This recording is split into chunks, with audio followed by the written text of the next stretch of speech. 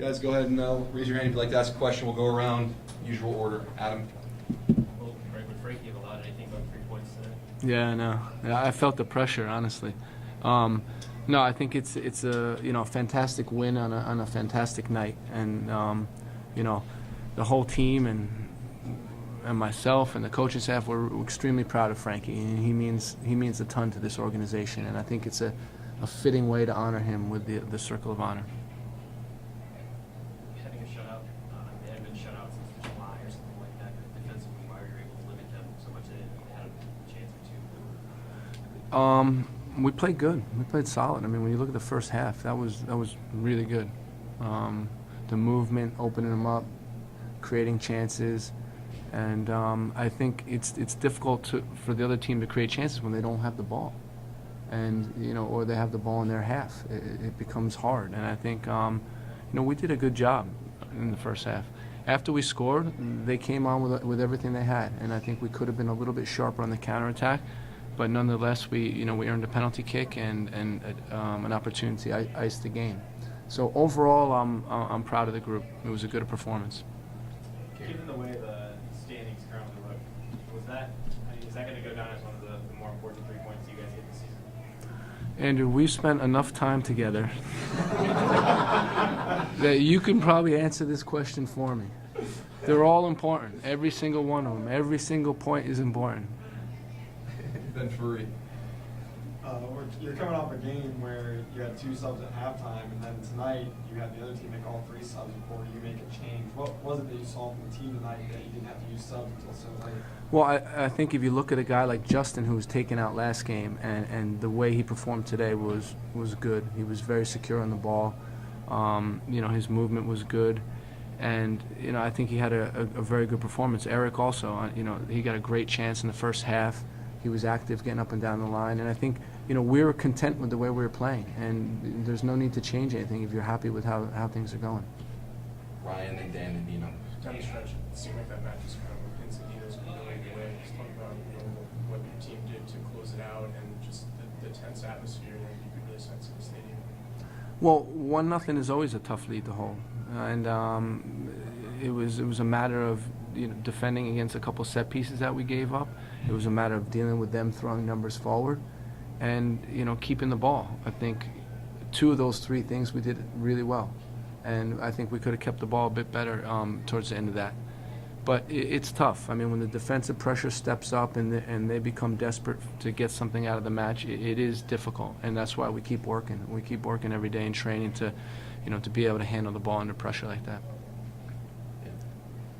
Tony had a huge night tonight. It was just completely dominating the midfield. What do you think he did best? What didn't he do tonight, right? I mean, he won headers, he won tackles, he made passes for penalty kicks. I mean, he was phenomenal. But we've been saying that all along, that he's having a great season. And when you look at a guy, the body of work over these 29 games, he's been exceptional. He really has, and he means a lot to this group. During the first half, Aaron was playing wide instead of Ethan going wide on the right. Was something situational, or was something that you guys would plan ahead of the game?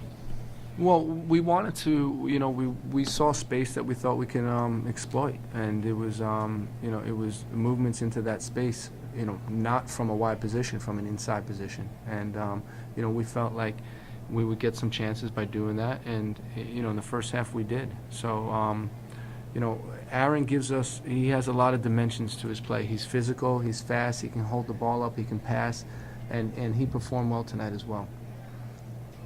Pat Golden, Pat Murphy, and back to Adam. Jones introduced at halftime. How did you see him changing the game, the physical presence that maybe New England didn't have in the beginning of the game? And talk a little bit about what the players did to counter that, because he didn't have big subs. Well, he pulls off to the left side, right, in build-up, and it becomes interesting how you solve it. I think that if you don't cut off the angle to the left back, then they can create an overload. And if Ethan's going to Jermaine when he's in that position, it can get tricky. So we know he's good, and then as he comes inside, he can pass with his right foot extremely well. and we know the qualities he possesses. We know he's physical, he's fast, he's good on the ball, he can shoot from distance. So, you know, it was a bit of a concern, him coming into the game, but the guys handled it well. Talked about Steve's, ability, what he's been for this team this year. That save towards the end, maybe save of the year for this team.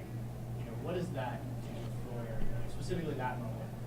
What does that do for the team late in the game when he makes a fingertip save like that? That's Steve Clark right there, you know. He gets you points. He's done it all year, and, you know, we can debate whether he had enough action or enough saves, and, you know, me and Adam talk about his save percentage and his shots faced, but listen, I don't think there's many goalies in this league that win points for a team like he does. A handful, maybe. Less than a handful. People look like he could be through his leg a little bit. Obviously, this penalty. What is his status going forward? Is it who takes the penalty going forward? Is it beneficial? Well, what I'd say is that, you know, I'm not sure what type of health he was in. You know, he took a pretty big knock, and you know, he still has the responsibility to take the penalty kicks, and we trust him fully. You know, I don't think there's anyone more disappointed than himself that he missed. So, you know, we'll evaluate it and move forward accordingly. After a half of, a lot of good chances but not being able to find the net, Right. how big was Higuain's, moment of brilliance, and how big is it for the club that you can have a guy like that who can make something happen after, you keep everybody from getting frustrated of not scoring? Yeah, he's phenomenal. I mean, that free kick was great, and there's not too many players in the league that can do that, and we're lucky to have one of them. And if I look at his play, though, besides that, he was excellent, and he controlled it. He made a lot of dangerous passes, and he can do that. He's very secure on the ball. He can handle the ball under pressure. He means a lot to this group. Emmanuel didn't make the game day lineup tonight. Was that, I guess, just how did you come to that decision, and then how far away do you think he is before getting into the game day? Well, he had a high workload this week in fitness and conditioning and weights and strength. So, he potentially could have played a role as a substitute, but we felt we want to continue with the work and get him to a point where he's more fit and stronger before we introduce him. The team picked up 5 cautions tonight, and some important players. Francis Higuain now 1 yellow away from a suspension. Is there any advice that you can give to the players when you know that they're close to yellow card accumulation as to maybe how to avoid that down the stretch from here? We just ignore it, pretend it's not even there. Let them play their game, and things happen in the game. I think we can live with the ones that make sense. We try to avoid those that don't, and I think that's the conversation. We've had that before with Will and Tony. If you take a yellow card that's important for the team, so be it. But the silly ones we want to avoid. We saw after the game the guys were in maybe the best spirits we've seen them all year, just in terms of that sort of final 5 minutes or whatever it was, the way that all played out. What's the mood like after a game like that, and just how much did it mean to him, did it seem?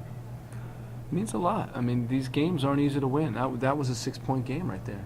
And it's not, you can see, even New England, the tactic to defend and stay compact was not their usual tactic. And because the game means so much, we're getting to crunch time. And I think that the guys were pleased. They have a right to be. It was a very good performance against a tough opponent. Take us home. Sir, at the beginning, we talked about to get into the playoffs this season, you will need, we calculated 50 points, right? And right now you're sitting at 40, with 18 to play. Do you think it's good enough, 50? Enough? To qualify? I don't know. We'll know when the 34th game is played. That stuff doesn't really interest me. We want to get points, as many as we can, and I think the way it's going to play out, is that we're playing a lot of competitors. So not every team has the opportunity to get maximum points, no matter what happens.